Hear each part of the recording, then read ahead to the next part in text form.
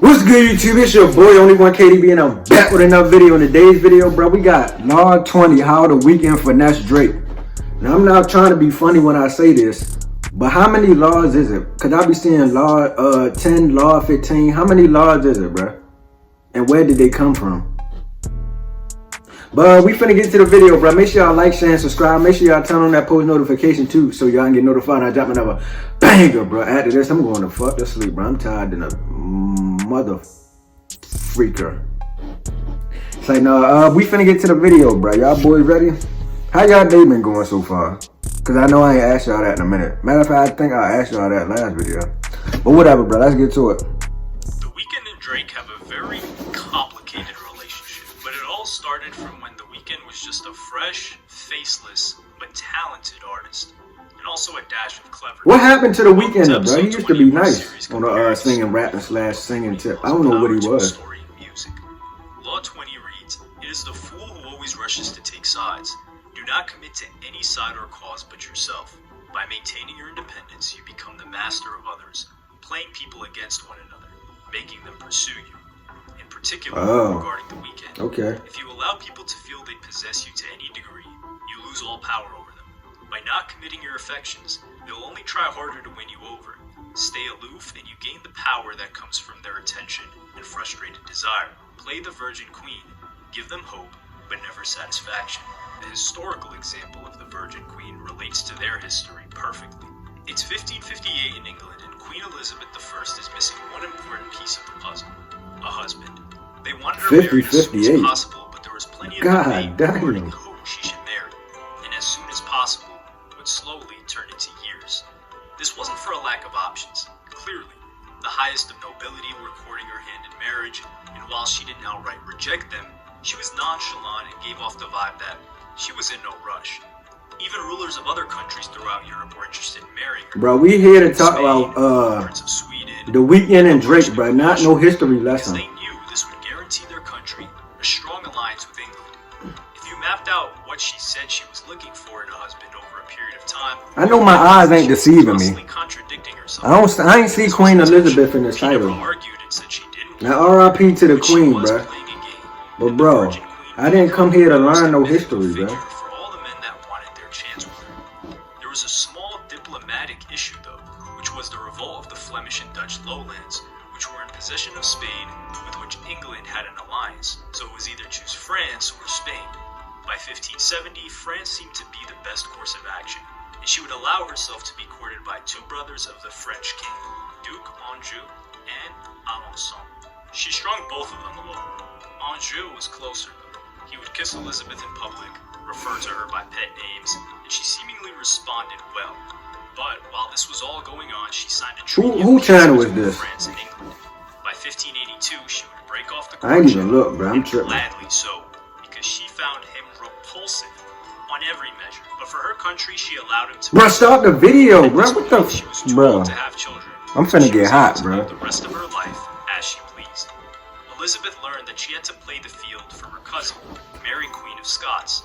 The people wanted Mary to marry someone, but it was impossible to please the people. If she married a foreigner, it wouldn't make them happy. Marrying a particular noble house would create rivalries. So what did she end up doing? She married Lord Darnley, a Catholic, which opened her up to turmoil with Scotland's Protestants.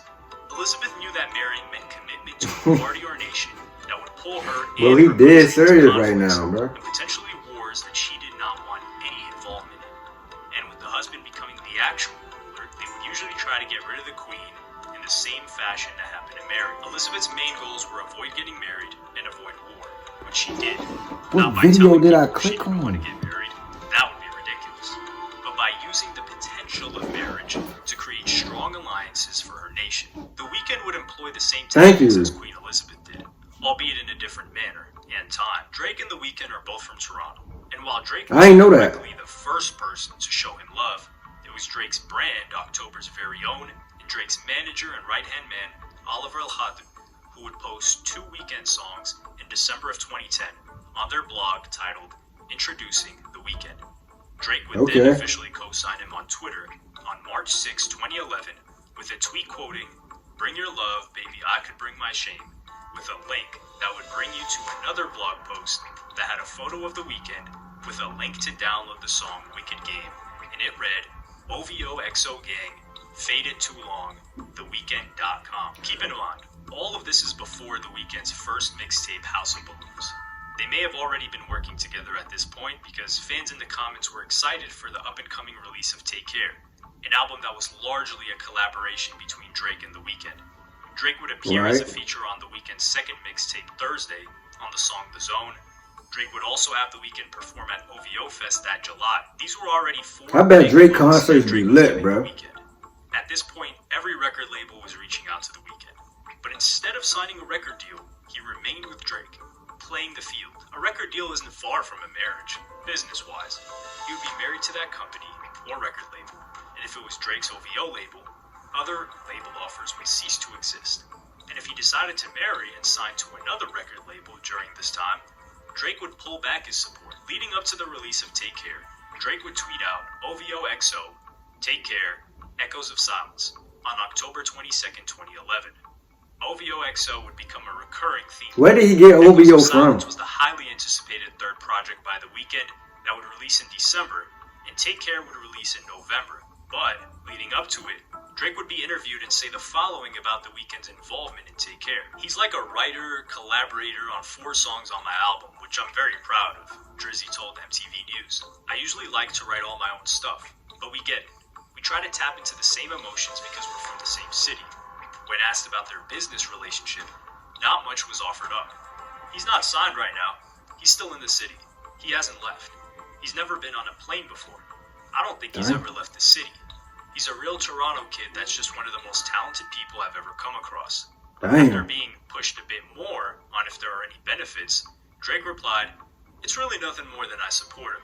Oliver, who's my manager, also along with Cortez and G, brought him to me and we're just involved in his career, man." Take Care would release on November 15th, 2011, with The Weeknd featured on the song.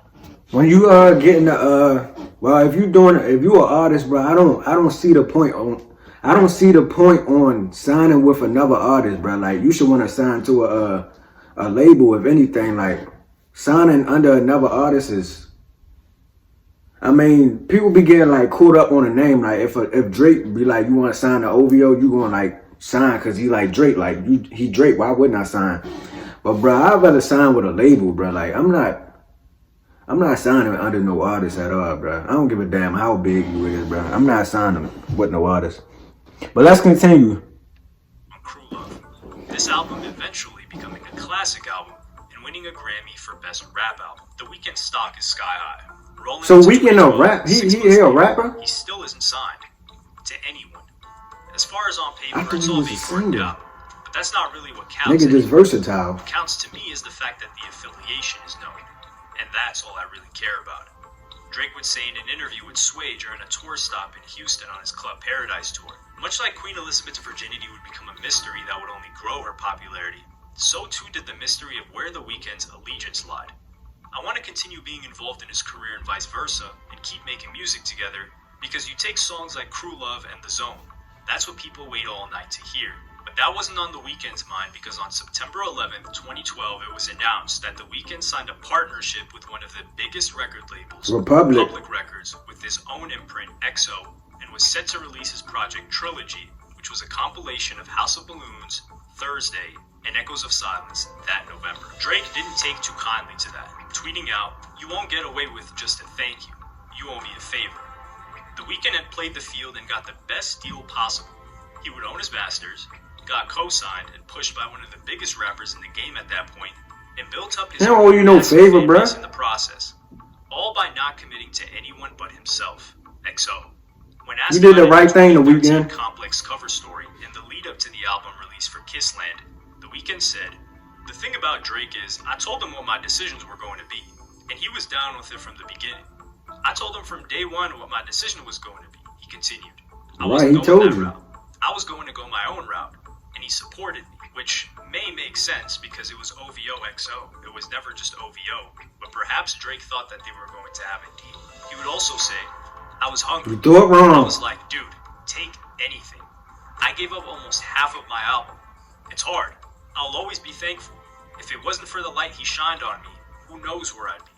And everything happens for a reason.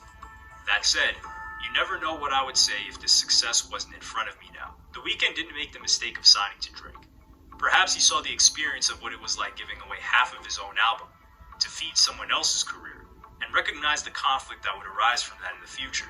After all, another incredibly talented example we can look at is Party Next Door, who has on multiple occasions voiced his own frustration with lack of commercial success, attributing it to his label situation, despite having written one of the biggest hits of the past decade, one of them being Rihanna's work.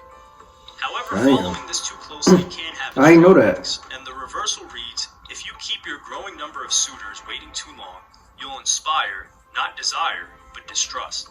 People will start to lose interest. Eventually, you may find it worthwhile to commit to one side, if only for appearance's sake, to prove you're capable of attachment. Queen Elizabeth made it seem like there was a winner of the race at one point, albeit not marrying him. If she had not done that, people would have eventually recognized that she had no intention of ever getting married. The Weeknd signed with Republic after getting an incredible deal. Had he kept pushing things longer, more months, or even another year, Drake and others would likely recognize that he was just playing around and wasn't interested in closing a deal with any of them, leading to Drake pulling back his support. It's a delicate balance. I don't think he did nothing wrong. Is that the end of the video?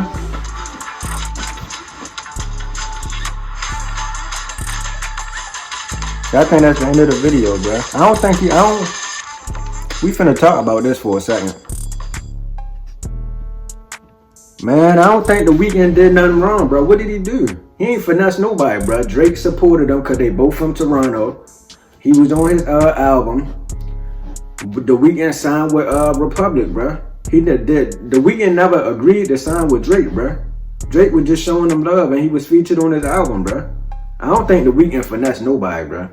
Now, I know I'm gonna have some of y'all Drake fans, bro. Don't relax, bro. Don't kill me in the comments, bro, because I know y'all gonna go crazy. But, bro, I don't think the Weeknd did nothing wrong. Now, we finna get out of here, bro. Make sure y'all like, share, and subscribe. And I'm out of here.